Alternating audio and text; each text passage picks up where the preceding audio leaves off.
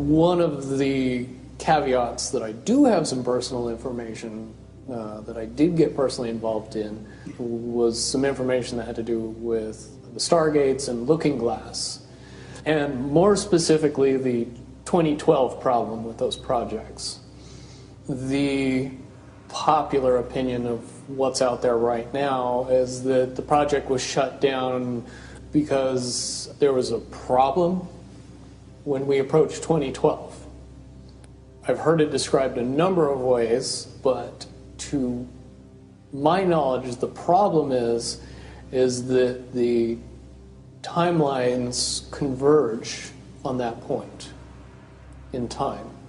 And when you know enough about the Stargate projects and the Looking Glass project to know how string theory works and how the possibility of possibilities works and how making one choice over here doesn't necessarily mean that the other choice couldn't exist at the same time. But once you get your brain wrapped around this subject, you find out that at the end of 2012, in an easy way to put it, the choices that we make become less and less consequential to the future. And eventually we're pushed into this bottleneck of time, no matter which choice we make. And that's important to the people that had access to Looking Glass because they would use Looking Glass knowing the choices that they would make and the future would pop up. The big mistake was coming up with the possibility of future. And when we started using a computer to say, well, if we make this choice, it's 79% possible that this scenario happens, and 23% are possible, or whatever, I'm using round numbers, that this scenario would happen. The understanding at the time was that was realistic. However, if you go down the road further and free will continues to exercise itself on this game, that 79% possibility sometimes changes very, very fast. But if you look at the situation in a point of time, it seems very realistic that that's the greatest possibility. What happened was people, very smart people, began to figure out that something big was coming up. Something that made it so all the possibilities of all the future scenarios of any choice, any possibility that was fed in and observed through the Looking Glass inherently ended up in the same future. And no decision, no possibility changed past a certain point. That's the big secret. All possible timelines lead to the same basic set of history in the future. That is what sends everybody that has all of the information, that knows everything, into a blind panic. The people that know everything about Looking Glass, that have gotten all the reports and all the information, the elites of the world, probably figured out that that was the end of the game. And nothing could be manipulated beyond that point. When I was in the military, it would have been before '97 when I got in trouble. One of my particular areas that I was amazingly intuitive about is problem solving / mission planning, or more specifically, taking a bad mission and fixing it. Certainly knowing how string theory and possible futures works makes it so you can work your mind very quickly to see the reality of what's happening and decide what decisions need to be made to change it for a particular outcome. At a certain point, after they're done hearing the computer tell them this is what's going to happen over and over and over and over again, all they become focused on is how do we fix it? What I do know is that I was called in and asked to solve this problem, this timeline contraction problem.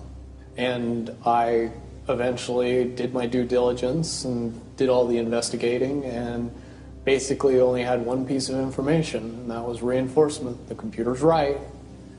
The timelines will contract down to some inevitable thing. There is an inevitable event. It's been forecast, it's been predicted, it's been fed to us in a slop trough of what they want us to believe will happen. They don't actually have control over what happens. They only have control over the reaction, and it seems that no matter what they try to do to cause their desired reaction, it's going to have an opposite effect. Much, much easier for me to explain today what that process is as opposed to back then. If I had to give it a name, I would say it's the awakening process. It's an evolution of consciousness that cannot, will not, and no matter what decisions or possibilities are injected into the equation, eventually it all resolves down to us all learning the truth and becoming aware of this massive dam of lies that has been built that keep us from knowing massive volume of information that we should otherwise possess. Essentially what happened with Looking Glass, not only did they not want people to use it anymore because they knew it was just going to burp out the same thing, but at the same time they didn't want anybody else to know what it was saying, I'm sure. Because that information was of a monumental concern when I was in the military about how to prevent this inevitability. Now, at first I thought it was end of the world. Now I see end of the world as end of their world. The biggest cherry on top of all this conversation would be a synopsis to say that if I could convince everybody out there that for all intents and purposes, what we believe to be true eventually becomes true. If somebody convinces us that a major disaster is going to happen in the very near future, a major disaster happens in the very near future. If we don't buy into that fear and accept that there's really nothing that we know is going to happen, and accept of whatever happens, that makes the convergence of the timelines happen as naturally as possible. Any attempts to try to go away from this one inevitable conclusion, I again see as a new beginning, an end of this reality, the beginning of something that we can't even possibly understand based on the level of our beliefs currently. But when all that information comes flooding out, there's going to be no denying what's true and what's a lie or what's illusion. Basically what we're experiencing right now is two master chess players sitting at the board. And one of them looks down at the board and sees that he's in checkmate in 7 moves. And he looks across at his opponent and he knows that his opponent sees it too. So there's no getting out of it. So at this point, the loser can only prolong the game. Both players know the game is over. It's only a matter of time before he does this, and then you're forced to do this, and then he's forced to do this, and eventually checkmate. We, as a race, if we could understand that the game is over, that based on the rules of the game, the bad guys have already lost, the good guys have already won.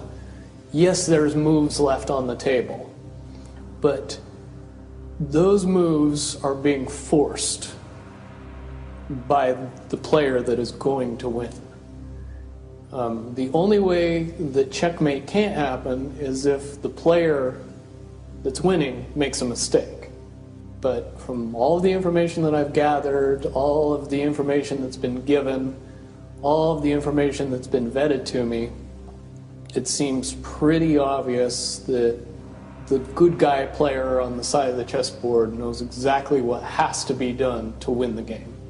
And so at this point, any mistake would be all but impossible. But again, you really have to understand the game to know that the guy that's losing is lost.